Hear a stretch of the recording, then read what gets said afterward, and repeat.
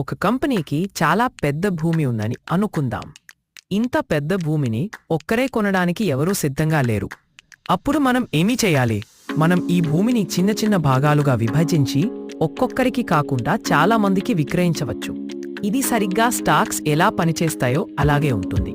కొద్ది మంది నుండి పెద్ద మొత్తంలో నిధులు సేకరించడం ఎల్లప్పుడూ సాధ్యం కాదు.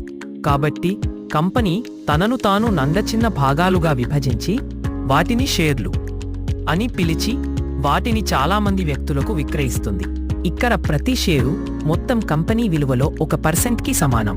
నిజానికి ఒక కంపెనీ కేవలం 100 భాగాలుగా విభజించబడదు, కానీ వేల లేదా కొన్నిసార్లు లక్షల కోట్ల భాగాలుగా విభజించబడుతుంది.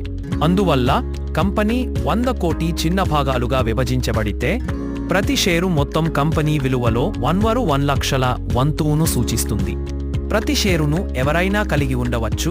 కొందరు ఒకే షేరును కలిగి ఉండవచ్చు, మరికొందరు లక్షల్లో పెద్ద మొత్తంలో షేర్లను కలిగి ఉండవచ్చు. ఈ విధంగా కంపెనీలు తమ మూలధనాన్ని, డబ్బును సేకరించడానికి ప్రజలకు చిన్న చిన్న భాగాలుగా తమ యాజమాన్యాన్ని విక్రయిస్తాయి. ఈ